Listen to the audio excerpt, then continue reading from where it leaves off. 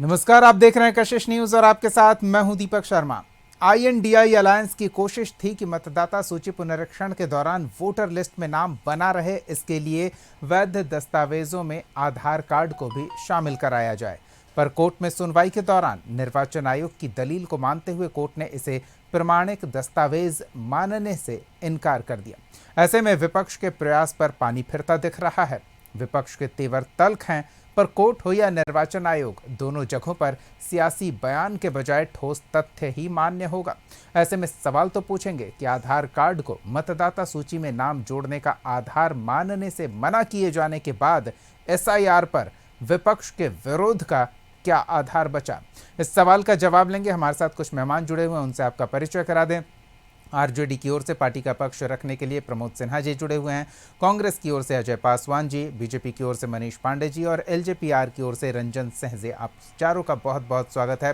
प्रमोद जी, शुरू आपसे। आधार अब प्रमाणिक दस्तावेज नहीं माना जाएगा, कोर्ट ने निर्वाचन आयोग की दलील को मान्य करार दिया है, तो ऐसे में अब विरोध का और मतदाता सूची के अब तक मान्य प्रमाणिक दस्तावेजों में आधार को शामिल कराने का आपका प्रयास विफल हुआ है, अब विरोध का क्या आधार है? देखिए, सबसे पहले तो दीपक जी समझने वाली बात है कि जो दस्तावेज की मांग जो है, 11 दस्तावेजों की मांग सत्यापन के दौरान जो है मांगा जा रहा था, तो उसकी उपलब्धता बिहार के लोगों के पास मैक्सिमम जो है 14-15% लोगों के पास ही उन दस्तावेजों की उपलब्धता थी। इसलिए हम लोग चूंकि जो कॉमन जो दस्तावेज थे, जिनमें आधार हो, वोटर कार्ड हो और तीसरा राशन कार्ड हो, उन दस्तावेजों को शामिल करने की मांग हम लोग कर रहे थे। और समझने की बात है कि अभी भी जो दावा और आपत्ति जो चुनाव आयोग के द्वारा जो लिए जा रहे हैं SIR के ड्राफ्ट रोल के बाद, तो उसमें जो है जो फार्म 6 जिनको भरना है उसमें आधार को जो है वो मान्यता दिए हुए हैं, आधार मांग रहे हैं उसके साथ में। तो ये समझने वाली बात है ना कि जब आप उसमें आधार मांग रहे हैं तो आप जो हम लोगों का जो ये था कि जो सबसे अधिक जिन लोगों के पास जो दस्तावेज मौजूद हैं उनको उसमें शामिल किया जाए। अब सवाल उठता है कि ये तो अब देखिए, अब इसीलिए तो हम लोग कह रहे थे ना शुरू से कि SIR की जो प्रक्रिया अपनाई गई, आनन फानन में अपनाई गई, और आनन फानन में अपनाने का आप देख रहे हैं कि कैसे कैसे जो है विचित्र चीजें सामने आ रही हैं। जो लोग मृत हैं, जो मृतक हैं, उनका नाम जो है वोटर लिस्ट में शामिल है, और जो लोग जीवित हैं उनका वोटर कार्ड से नाम हट गया। आप देखिए, एक ही पते पर जो है आप जो है 250-250 लोग जो है रहते हैं मुजफ्फरपुर और जमुई की घटना देख लीजिए। तो कई चीजें तो सामने आ रही है ना। आनन फानन में जब आप कोई काम करिएगा तो ये सब चीजें तो आएगी। और हमारा यही कहना था ना कि हमको SIR की प्रक्रिया से कहीं कोई दिक्कत नहीं थी, लेकिन ये आप तब करते जब लोकसभा का चुनाव संपन्न हुआ था और उसके बाद आप इस प्रक्रिया को ले आते, लोगों के पास समय मिल जाता। ठीक है, और समय की बात है। एक सेकंड, सबसे महत्वपूर्ण बात क्या है ना कि जब 2,90,00,000 जो है लोग दूसरे राज्यों में रहते हैं, जाते हैं रोटी के गुजर बसर करने के लिए, वो वहां पर हैं। और दूसरा जो अभी जो मानसून का जो समय है, आप देखिए ना, अभी जो हम लोग जो आशंका उठाने का काम कर रहे थे, आप देख लीजिए पूरा नॉर्थ बिहार जो है आज जो है बाढ़ में डूबा हुआ है। बड़े बड़े मकान जो है उसमें भरभरा करके गिर जा रहे हैं, गांव का गांव जलमग्न है। अभी अगर दावा आपत्ति का ही बात है, मान लीजिए दावा आपत्ति के लिए ही लोगों को अगर आपने 1 महीना का समय दिया है, तो लोग अपना जान माल की सुरक्षा करेंगे, ये वो अपना दावा और आपत्ति फॉर्म लेकर के BLO को ढूंढते रहेंगे। और कौन BLO आज उनके पास उपलब्ध होगा? जब SIR के दौरान BLO घर पर नहीं गया, सत्यापन नहीं कराया, सिग्नेचर नहीं कराया और उनका अपलोड करने का काम किया। आज तो आ रहा है ना, लाखों की संख्या में लोग कह रहे हैं कि हमारे पास तो BLO आया ही नहीं। ठीक है, हम अजय जी से भी जान लेते हैं, आपत्ति का आधार क्या बचा है अब? देखिए दीपक भाई, 2 चीजें स्पष्ट हैं कि SIR का जो निर्धारित समय है, पहले दिन से कांग्रेस पार्टी और महागठबंधन इसका विरोध कर रही है कि अभी वो परिस्थितियां बिल्कुल भी नहीं है कि जिसमें कि SIR कराया जाए। दूसरा बिंदु, आज सुप्रीम कोर्ट ने जो विपक्षी दल के वकील थे उनकी दलीलों को मानने से इनकार नहीं किया है। उन्होंने ये स्पष्ट कहा है कि ये बहस अभी लगातार चलेगी और जो विपक्ष ने मांग उठाया है उसके बाद उसकी बातों में तार्किकता है और उसके तर्क को पूरा सुना जाएगा। तो एसआईआर की जो पहले दिन से जो शुरुआत है, हम लगातार जो परिस्थितियां आज हम देख रहे हैं उसकी आशंका पहले से थी, तो वो आज वो सामने आ रहा है। सुप्रीम कोर्ट ने मना तो किया नहीं है, हमारे तर्क को उन्होंने मना तो किया नहीं है, वो तो मान रहे हैं कि आपके जो शब्द हैं, आपकी जो तार्किकता है वो स्पष्ट है। दूसरा, भारतीय जनता पार्टी के लोग जिस तरह से चुनाव आयोग को जिस तरह से विपक्ष ने कटघरा में खड़ा किया है और उसकी वकालत भारतीय जनता पार्टी और एनडीए के गठबंधन वाले लोग कर रहे हैं, ये कितना हास्यास्पद है। क्या एसआईआर के बाद जो ड्राफ्ट आया है उसमें जो त्रुटियां आई हैं, उस त्रुटियों से कोई इनकार कर सकता है क्या? ये त्रुटियां तो स्पष्ट रूप से सामने हैं सबके। विजय सिन्हा के पास 2 है, मुजफ्फरपुर में जो मेयर है उनके पास 2 इपिक नंबर है। तो जो चीजें स्पष्ट दिख रही हैं, हम उसको तो लगातार सामने ला रहे हैं। क्या इस बात से इनकार किया जा सकता है कि जो ड्राफ्ट में जो छोटे से मकान में 60 लोग, कहीं 200 लोग, कहीं 150 लोग, इस तरह के जो आंकड़े आ रहे हैं, क्या आप उससे इनकार कर सकते हैं क्या?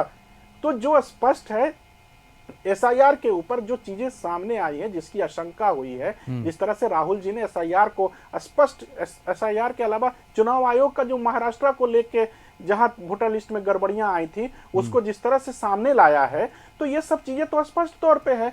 तो इससे इनकार नहीं किया जा सकता है कि चुनाव आयोग कटघरे में है और हम उसकी लगातार उनकी जो साजिश है उसको सामने करते रहेंगे। चलिए मनीष जी, आप बचाव में खड़े हो गए हैं, इसलिए सवाल आपसे कि ये तो आधार बता रहे हैं, आप क्या आधार बताएंगे कि नहीं चुनाव आयोग जो कर रहा है वो सही कर रहा है, प्रक्रिया सही है, परिस्थितियां सही है, और जो चूक की बात आ रही है वो चूक नहीं है?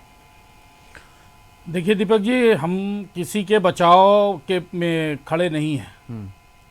हम चाहते हैं कि चुनाव जो हो, चुनाव की जो प्रक्रिया हो वह पारदर्शी हो और देश का कोई भी नागरिक, कोई भी व्यक्ति हो, किसी भी समाज का व्यक्ति हो, वह मत देने से चूके नहीं।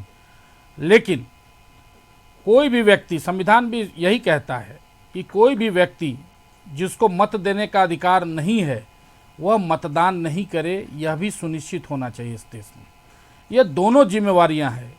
और मेरे मित्र बोल रहे थे, देखिए भारतीय न्याय प्रक्रिया की एक इतनी बड़ी विशेषता है, विश्व में मुझे लगता है कि सर्वोत्तम है, कि इंदिरा गांधी के हत्यारे को भी कई बार हियरिंग हुआ, बहस हुई और तब जाके उसको फांसी की सज़ा हुई थी।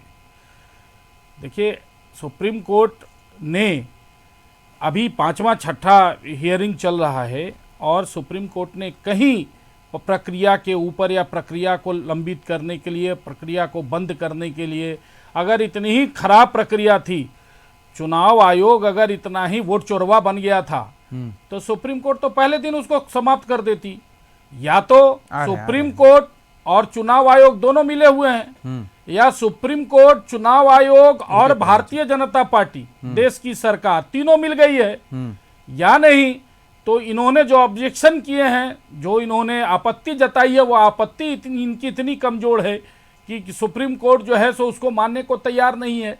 और सिर्फ इसीलिए क्योंकि हमारे न्याय प्रक्रिया में यह व्यवस्था है कि जो अर्जी लगाता है वह तब तक जब तक संतुष्ट नहीं हो जाता तब तक उसकी बात सुनी जानी चाहिए। नहीं तो आप देखिए, एक एक चीज, एक एक विषय पर शुरू से पहले दिन से, अब सुप्रीम कोर्ट सुझाव देती थी तो यह बाहर आके प्रोपगंडा करते थे कि चुनाव आयोग को डांटा है, चुनाव आयोग को तो एकदम से आज लपेट दिया है।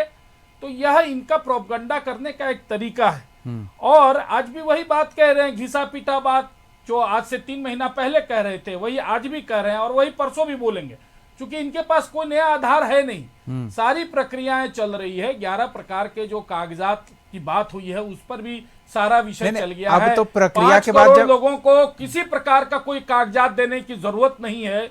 बाकी बचे जो 2 करोड़ के आसपास लोग हैं उन्हीं के ऊपर सारी चीजें हैं, लेकिन पूरी प्रक्रिया को ऐसे किया जा रहा है जैसे एक और छोटा सा सवाल, 62 लाख लोग जो हैं वो पूरी तरीके से राजद और महागठबंधन के वोटर हैं और सारे गरीब ही हैं, सारे दलित ही हैं, सारे पिछड़े ही लोग हैं, उसमें भाजपा का कोई वोटर नहीं है। एक सेकंड प्रमोद जी, मनीष जी इसके साथ इसका भी जवाब दे दीजिए ना कि आप गिना चुके हैं कि 5 करोड़ लोगों की वेरिफिकेशन की प्रक्रिया हो गई है, उन्हें कोई दस्तावेज देने की जरूरत नहीं है हम नहीं कहते, चुनाव आयोग कह रहा हाँ है। ठीक है, उनके आधार पे आप बता रहे हैं, उन्होंने जो जानकारी सार्वजनिक की है वो आप यहाँ जिनका उल्लेखित कर रहे 2003 हैं। के वोटर लिस्ट में लेकिन नाम था। आप ये बताइए ना कि अभी करीब 10 लाख की आबादी बिहार में बाढ़ से प्रभावित है, अस्थायी ठिकानों पर शरण लिए हुए है, उनके 2 समय के भोजन की कोई गारंटी नहीं है, तो वो अपनी गारंटी कैसे दें, कौन उनकी गारंटी लेगा, ये एक बड़ी समस्या है।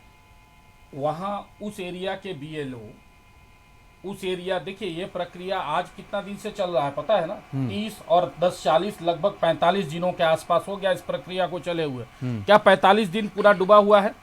क्या उस इलाके में जहां बाढ़ हुई है वहां राजद ने बीएलए नहीं बनाए हैं? प्रमोद जी उस समय से आप देख लीजिए कि बिहार के उन बूथों पर राजद ने अपने बीएलए बनाए हैं कि नहीं बनाए हैं? पूछिए जरा राजद से। इन्होंने अपने बीएलए खड़ा किए हैं कि नहीं किया? जब विधानसभा चल रहा था, विधानसभा के अंतिम 5 दिनों में आपको इस बात की चिंता नहीं हो रही है? जरा एक सवाल सरकार से पूछ दे, सरकार ने बाढ़ की क्या व्यवस्था की है? एक बचाव की क्या व्यवस्था की है? तटबंधों की सुरक्षा की क्या व्यवस्था की है? यह तो आप पूछ नहीं पाए विधानसभा के अंदर। और आज जब आपको बाढ़ की चिंता हो रही है, आज आपको मवेशियों की चिंता हो रही है। नहीं, मनीष जी अब कम से कम, मनीष जी ठीक है, प्रमोद जी एक मनीष जी अब कम से कम ये जागे हैं, पूछ तो रहे हैं, तो ऐसा तो नहीं है कि उनके सवाल को ही खारिज किया जाए। जवाब देना तो बनता है ना, चाहे वो कोर्ट से जवाब लेने की उम्मीद कर रहे हो या फिर सत्ता पक्ष से जवाब की उम्मीद कर रहे हो, जवाब तो इनका बनता है। सवाल को तो सीधे खारिज नहीं कर सकते सिर्फ इसलिए कि आपने उस समय नहीं पूछा था, अब क्यों पूछ रहे हैं। देखिए, एगो होता है थेथर, एगो होता है गल थेथर। तो वो आप क्या कर रहे हैं इसमें से? मैं उसी बात पर आ रहा हूँ। मैं क्या कर रहा हूँ, चुनाव एसआईआर की प्रक्रिया शुरू नहीं हुई, पांच गो फॉर्म नहीं भरे गए, तब से शुरू हो गया विरोध। उसको कहते हैं थेथर, उसको कहते हैं थेथर। ठीक है, क्या बोलना लेंगे आपका जवाब लेंगे। 2003 में जब हुआ था तब हो गया, साल भर का एसआईआर की नहीं प्रमोद जी साल भर का समय नहीं प्रमोद जी। जब 1 महीना में आप देखिए इसमें किसका नाम कटा है, किसका नाम छूटा है, किसका नाम जोड़ना है। देखिए ना कैसा एसआईआर कराए हैं। जोड़ने ठीक की है। बात तो खत्म हो गई। एक आपत्ति इन्होंने बीएलओ के थ्रू नहीं किया अभी तक, एक आपत्ति इन लोगों ने बीएलओ के थ्रू नहीं किया अभी तक। लेकिन यहाँ पैनल पर बैठ कर देखिए, प्रोपगेंडा। अरे भाई जरा बीएलओ के माध्यम से 4 गो आपत्ति करवाइए ना प्रमोद जी। ठीक है, लेकिन वह नहीं करेंगे आप। एक वार्ड में जहाँ पर बीएलओ है, हाँ चलिए ठीक है, इन चूक पर भी बात होगी। एक सेकंड मनीष जी, इन चूक पर भी और जो उजागर हो रही हैं गलतियां, उन पर भी बात होगी। हम रंजन जी की एक प्रतिक्रिया ले लेते हैं। रंजन जी, विपक्ष के विरोध का क्या आधार लग रहा है आपको? अपने हिसाब से आप क्या देख पा रहे हैं? दीपक भाई गुड इवनिंग, सारे पैनलिस्ट भाइयों को गुड इवनिंग। देखिए, विपक्ष जिस तरीके से इस मुद्दे को ले रहे हैं, मुझे लगता है कि विपक्ष हताश और निराश चुनाव से पहले, ये जनता के बीच में चुनाव लड़ने से पहले ये चुनाव आयोग से ही चुनाव लड़ रहे हैं। जिस तरीके की व्यवस्था, जिस तरीके की बात, पहले तो इनके अंदर इतनी कंफ्यूजन है और जनता के बीच में इतना भ्रम जाल पैदा करके रखे हैं। इनका एक्चुअली झूठ और भ्रम फैलाने का जो नीति है वो जनता समझ रही है। आज इनसे पूछिए, इनके कांग्रेस के मित्र, आज ही न्यूज में आया है, आप देखिएगा कि ये लोग संसद में मांग कर रहे हैं एसआईआर पे चर्चा करने के लिए।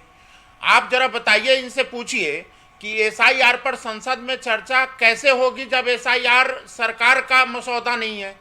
एसआईआर तो चुनाव आयोग एक संवैधानिक संस्था है, उसका मसौदा है।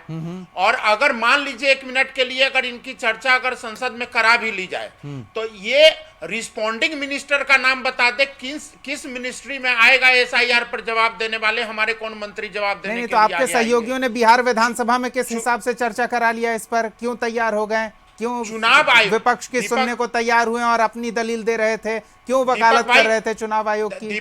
दीपक भाई, लेकर जाना चाहिए ना। जिस आदमी आज इनके डेलीगेशन सुप्रीम कोर्ट जा रहे हैं ना, आज चुनाव आयोग के पास ये जाए ना। आज देखिए, ये लोग ही वही लोग हैं ना जो आज आधार कार्ड का वाहवाही कर रहे हैं, और जब इसी संसद में जब वोटर आईडी को आधार कार्ड से लिंक करने की बात थी तो किसने हंगामा पीटा था? इनसे पूछिए जरा। आज महाराष्ट्र में इनको वोटर लिस्ट जो है फर्जी नजर आता है, और सेम टाइम पे चुनाव अगर झारखंड में होता है तो वहां पर वोटर लिस्ट ठीक हो जाते हैं। पहले तो ये समझाइए, इनसे ये कहवा लीजिए कि 65 लाख जो वोटर कटे हैं ये इन्हीं के वोटर कटे हैं। ये घुसपैठिए और फर्जी वोटर नहीं, ये अपने वोटर की चिंता नहीं कर रहे हैं, ये कह रहे हैं कि एक मतदाता का अगर आप वोटिंग राइट छीन रहे हैं तो ये अपने आप में एक गंभीर आपराधिक मामला है, राष्ट्र के विरुद्ध एक बड़ा षड्यंत्र है, इनका ये कहना है। तो चिंता एक पॉलिटिकल पार्टी को होगी। 50 को कंप्लेन तो ले आए।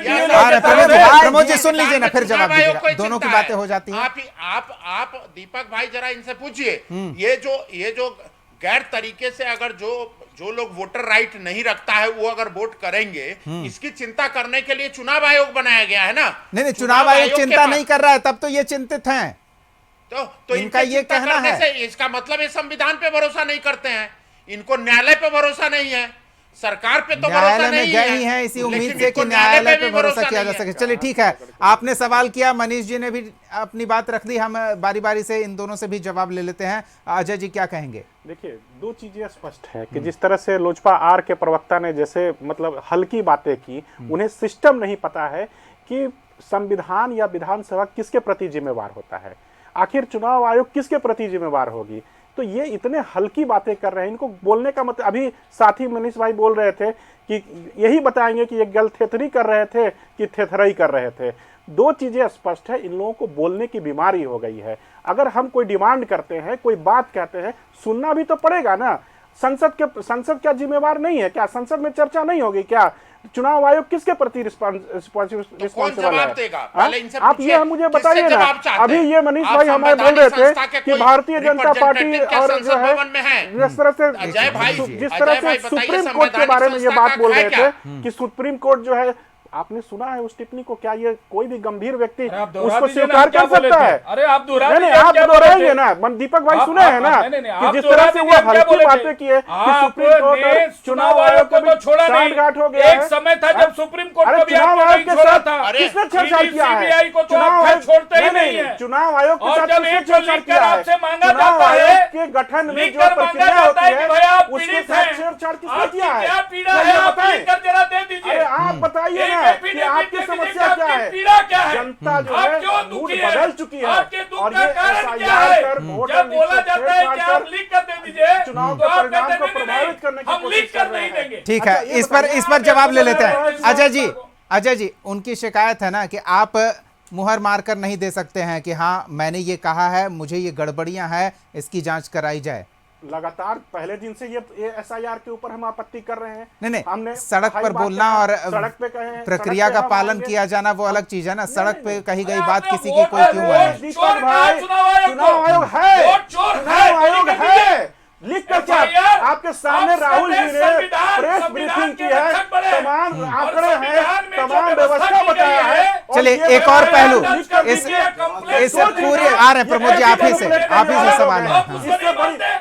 क्यों नहीं FIR चल रही है चुनाव आयोग? राहुल जी ने चुनौती कहा है। नहीं, चुनौती नहीं देना है ना। अगर मैं गलत हूँ तो मेरे ऊपर FIR कीजिए।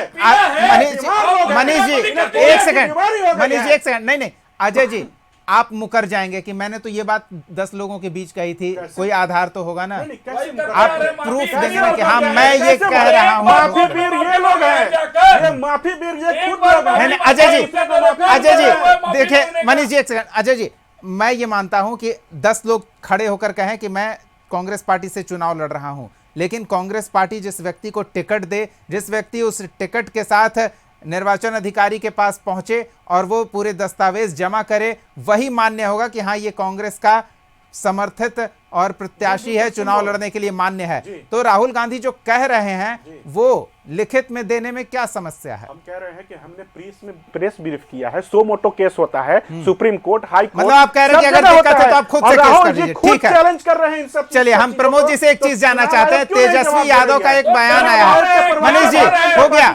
नहीं हो गया मनीष जी, ये नहीं देंगे।